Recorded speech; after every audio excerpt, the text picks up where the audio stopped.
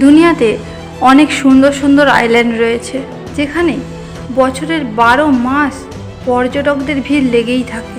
পৃথিবীর যেই প্রান্তে হোক না কেন, পর্যটকরা ঠিক সুন্দর জায়গা খুঁজে বের করেন ভ্রমণের জন্য। কিন্তু এই পৃথিবীতে এমনও একটি আইল্যান্ড রয়েছে যেখানে আপনি চাইলেও যেতে পারবেন না, কারণ এই দেশের সরকার নিজেই মনে করেন যে ওই আইল্যান্ডটা অত্যন্ত ভয়ঙ্কর। এখানে ভূতের গতিবিধি এবং সুপারন্যাচুরাল অ্যাক্টিভিটি রয়েছে। নমস্কার, আমি স্বপ্না। ফিরে দেখা চ্যানেলে আপনাদের সবাইকে অনেক অনেক স্বাগত। আজ আমি আপনাদেরকে যে আইল্যান্ডের ইতিহাস ও কাহিনী বলতে চলেছি, সেই আইল্যান্ডটি হলো ইতালির অধীনে অবস্থিত পোভেগলিয়া আইল্যান্ড। এই আইল্যান্ডটিতে যাতায়াতের ওপর ইতালি সরকারের মানা রয়েছে। কিন্তু কি এমন আছে এই আইল্যান্ডে যার জন্য ইতালি সরকারও পর্যন্ত আইল্যান্ডে যাওয়া ব্যান করে রেখেছে? চলুন দেখে নিই।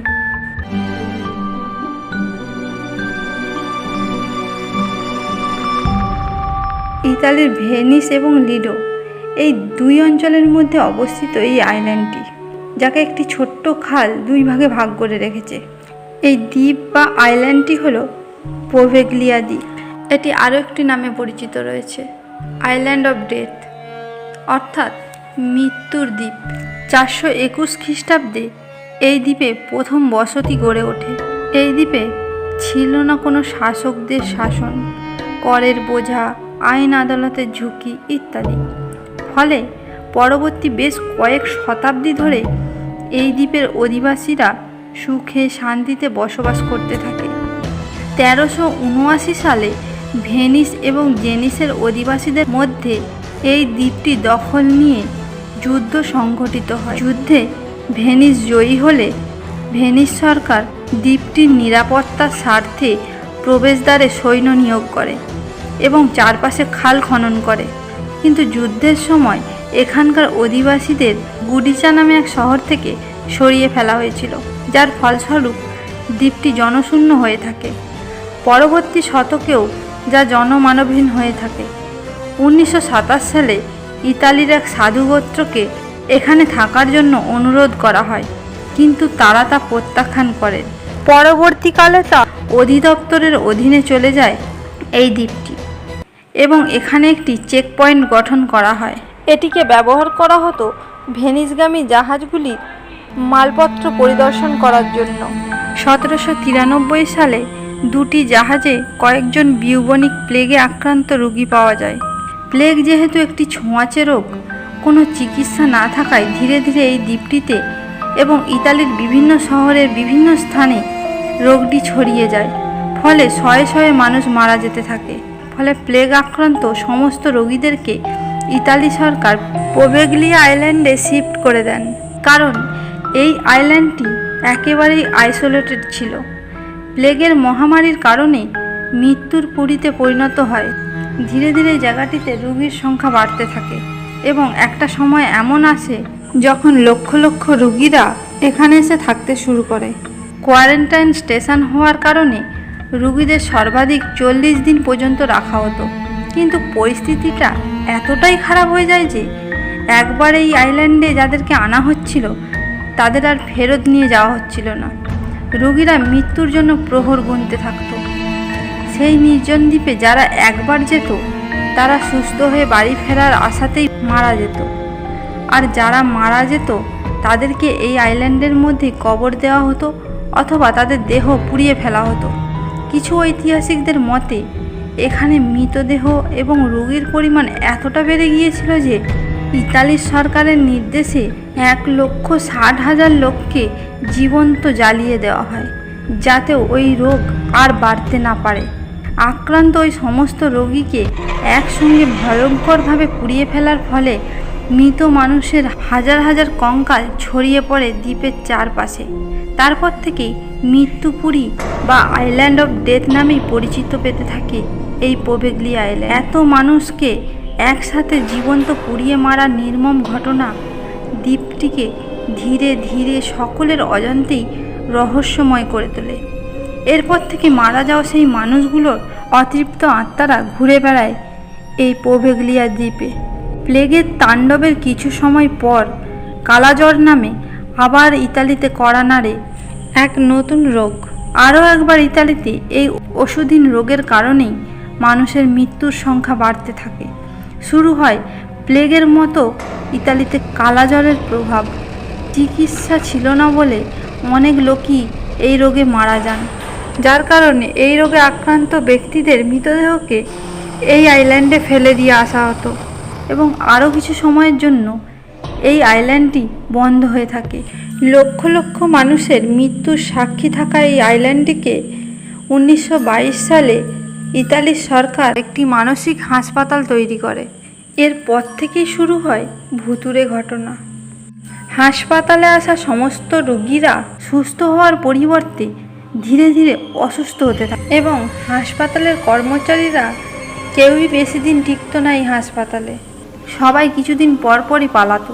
এছাড়াও এই হাসপাতালে থাকা অনেক স্টাফ এবং রোগীরা মনে করেন তারা এখানে ভুতুড়ে আনাগোনা এবং আত্মার উপস্থিতি অনুভব করেছেন।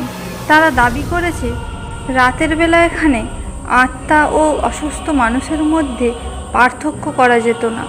ডাক্তাররা জানান যে রাতে এখানে ভয়ঙ্কর সব আওয়াজ হতে থাকে এবং এখানে অতৃপ্ত আত্মাগুলি অসুস্থ রোগীদেরকে নিজেদের কবলে নিয়ে নেয়।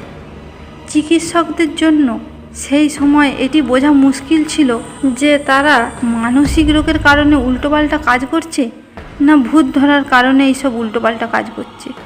এর মধ্যে অনেক চিকিৎসক এবং রোগীদের রহস্যভাবে মৃত্যু হয়।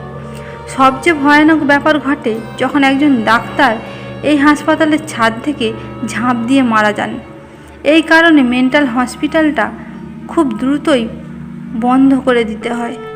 এরপর অনেকেই এই রহস্য উদ্ঘাটন করতে গিয়ে এই দ্বীপে পৌঁছান, কিন্তু বেশিরভাগ লোকই এই আইল্যান্ড থেকে বাড়ি ফিরতে পারেননি।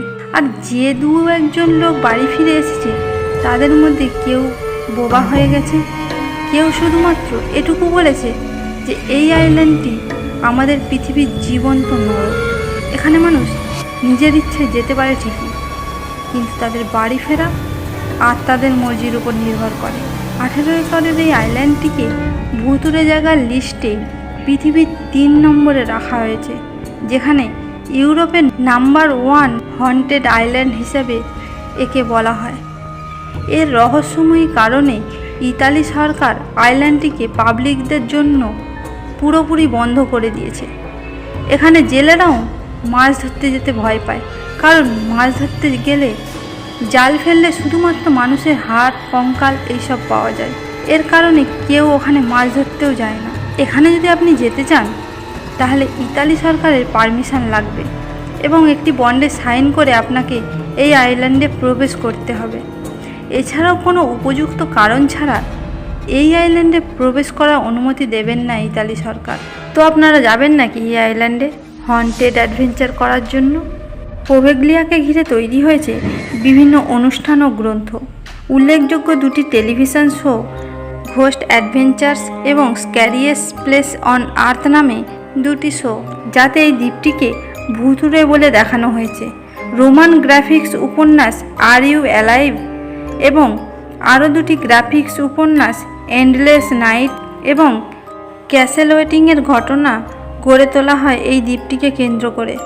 2014 সালে ইতালির সরকার একটি নিলামের আয়োজন করে, যাতে পোভেগলিয়াকে 99 বছরের জন্য লিজ দেওয়ার সিদ্ধান্ত নেওয়া হয়। ইতালির একজন ব্যবসায়ী নিলামে দ্বীপটিকে কিনে নিলেও পরবর্তীতে এর প্রতি কোনো আগ্রহ দেখাননি। 2015 সালে একটি প্রাইভেট গ্রুপ 25 থেকে 30 মিলিয়ন ইউরো ব্যবহার করে দ্বীপটিকে পার্ক, রেস্টুরেন্ট এবং হোটেল নির্মাণের পরিকল্পনা করেন, কিন্তু 2019 সালের মাঝামাঝি সময় পর্যন্ত পোভেগলিয়া এসব প্রকল্প বাস্তবায়িত হয়নি। তো আজকের ভিডিওটা আপনাদের কেমন লাগলো কমেন্ট করে অবশ্যই জানাবেন। যদি ভালো লেগে থাকে তাহলে একটা লাইক আর শেয়ার করে দেবেন। যদি চান আমি এমন ভিডিও আরও বানাই তাহলে আমার চ্যানেলটাকে সাবস্ক্রাইব করে দেবেন এবং পাশে থাকা বেল আইকনটা প্রেস করে দেবেন। থ্যাংক ইউ পুরো ভিডিওটা দেখার জন্য আর আমাকে সাপোর্ট করার জন্য।